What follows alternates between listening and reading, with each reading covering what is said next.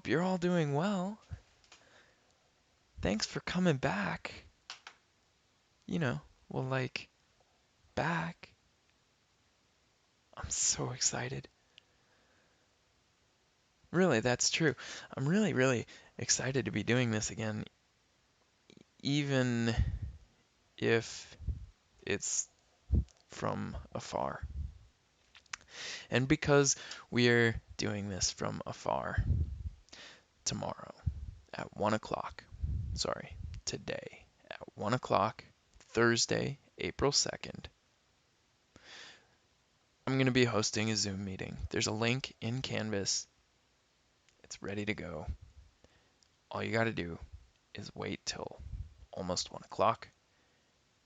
Click on the link. It'll put you in a waiting room till I get ready, and click the go button.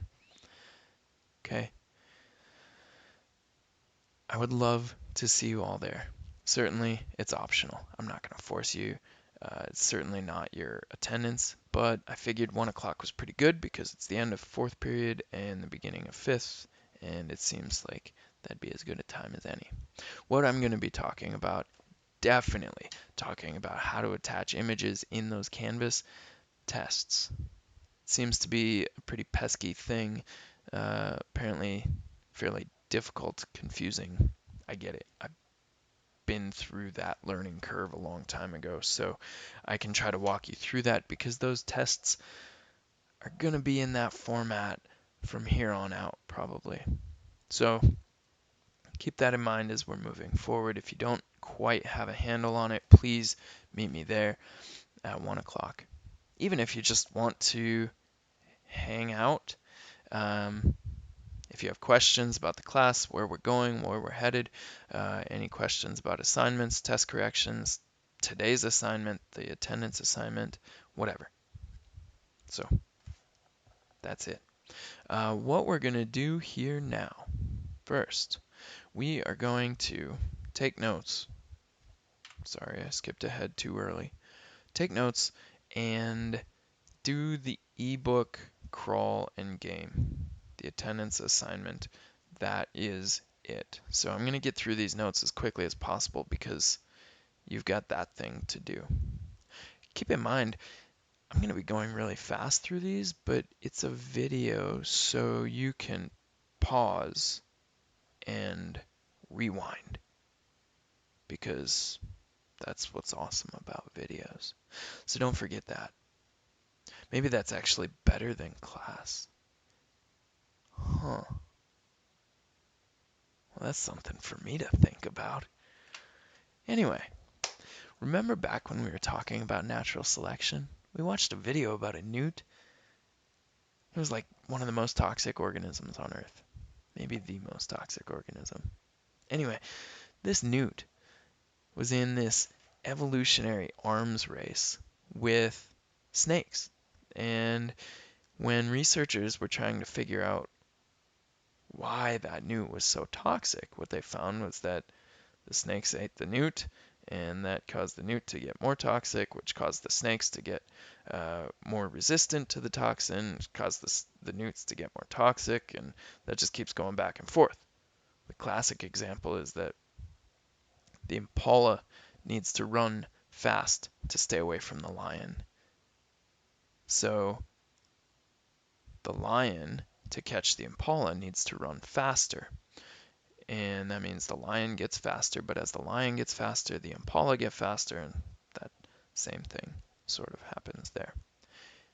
I want you to think, pause the video even, think about who you or who humans are in an evolutionary arms race with. Certainly we don't have any lions hunting us down, but what might be? What organisms or what things might be hunting us down for their own benefit? Huh. Maybe something like COVID. Like these things. I mean, obviously those are cartoons, but you get the idea. Let me get myself out of here because I got something. So we are constantly fighting against things like viruses, bacteria, fungi, protists. Okay, viruses, examples of viruses that our bodies fight against are SARS-CoV-2, SARS-2, that is our coronavirus that we're fighting right now. We've got the common flu, okay, rhinovirus that causes us to have runny noses, things like that. Bacteria that our bodies fight against often are streptococcal pharyngitis, that gives us strep throat, or E. coli, which can cause some poisoning if our bodies have too much. Fungi like athlete's foot or thrush can be specific problems. Protists like Naegleria fowleri, which is the brain-eating amoeba that I think we've had some conversations about in the past in class.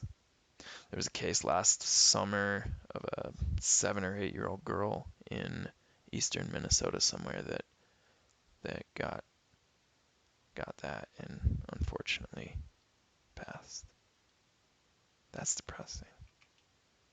So, moving on, what is a pathogen? And a pathogen is just those things, but it's important that you understand that vocab term. Pathogen is any disease-causing organism.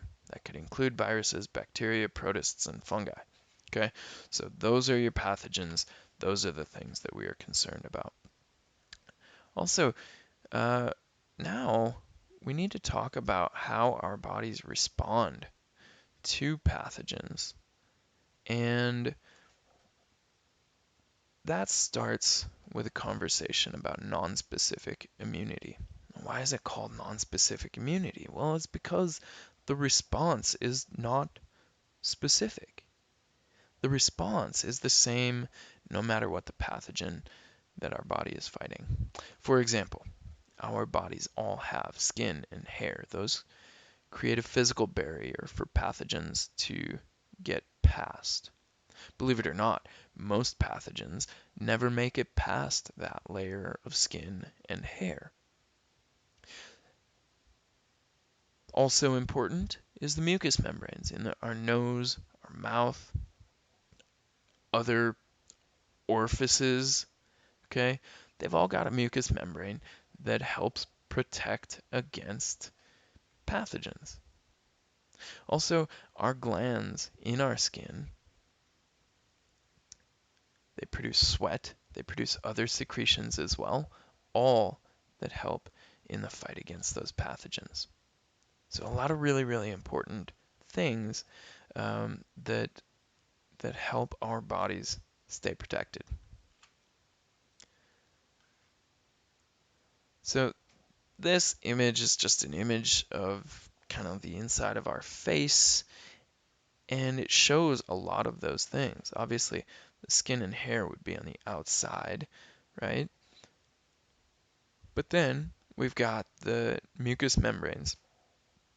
Now, the most commonly known about mucous membranes are all in our face, like here inside of our nose. We've got the mucous membranes of the conchae, and there's mucous membranes in the sphenoid sinus and the frontal sinuses.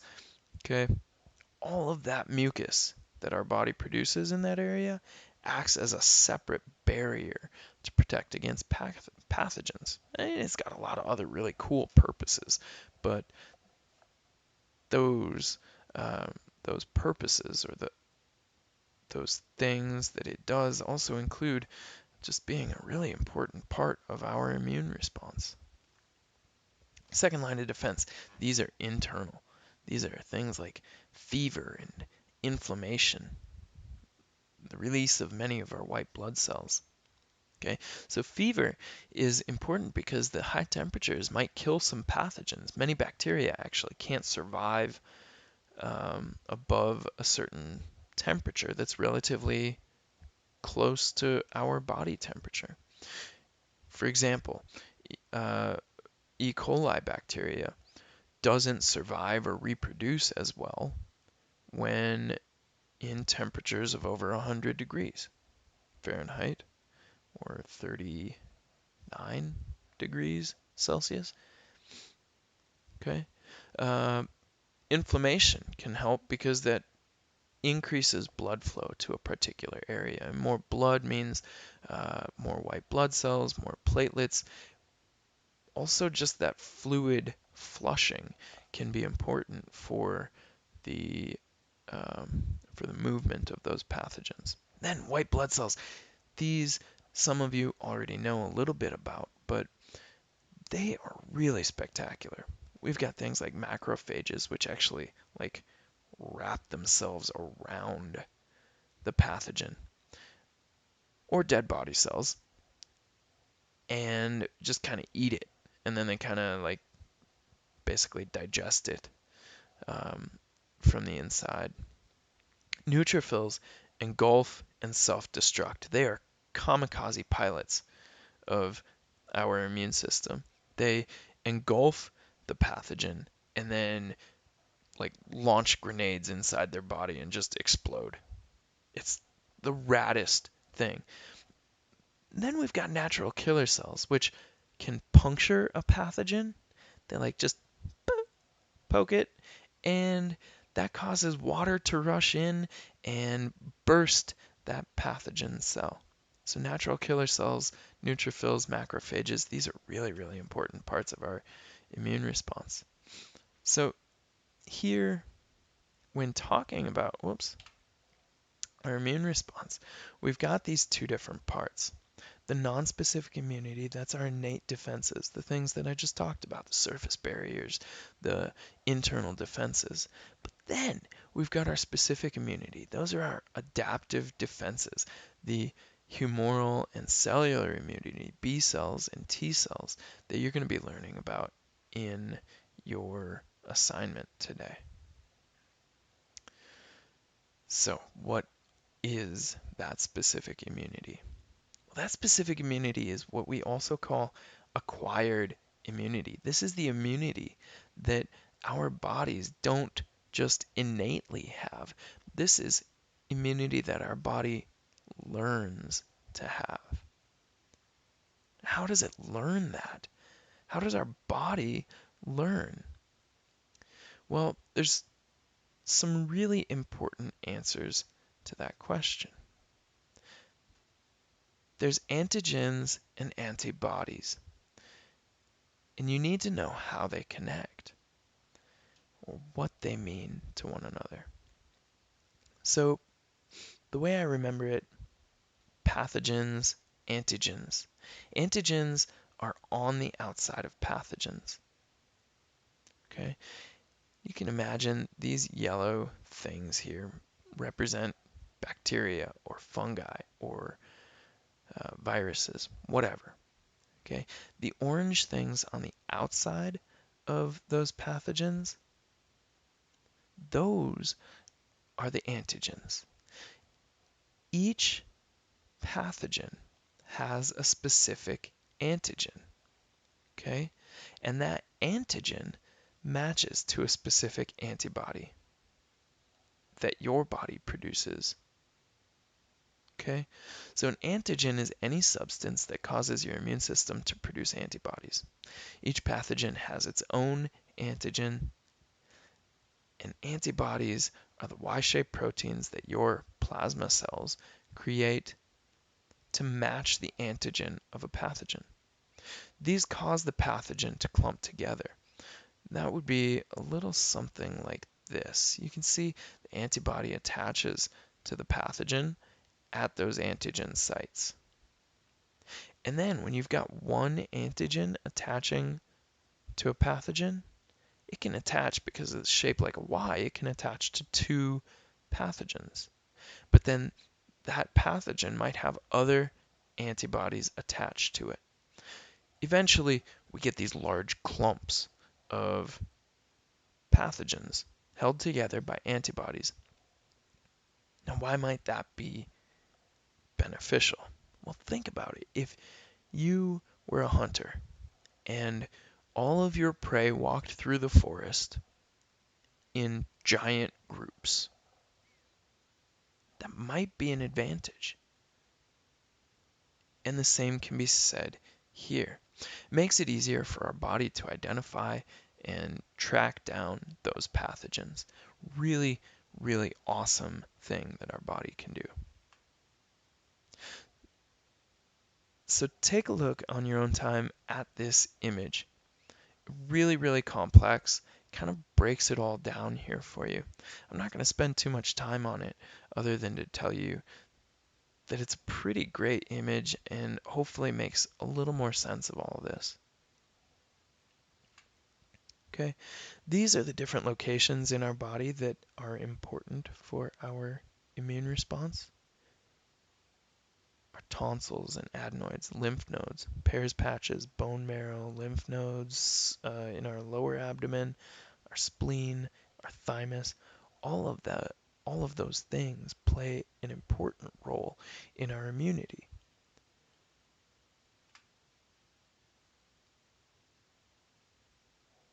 I guess that's pretty much all I've got for tonight.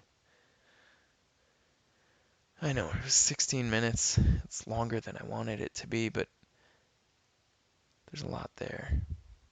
Again, feel free to rewind, take notes, fast forward. I don't care. Please meet me tomorrow, today, whatever. Sorry, it's like 1 o'clock when I'm recording this. But please meet me today at 1 p.m. on Zoom, and we'll science together. Don't forget to do the ebook crawl in game. That is your attendance assignment. The test yesterday was your attendance. Today is the ebook crawl in game. So make sure you complete that, submit it, let's get it done. Like I said, the Zoom meeting is completely optional, but I hope to see you there just for giggles. I hope you're all staying safe. I miss you.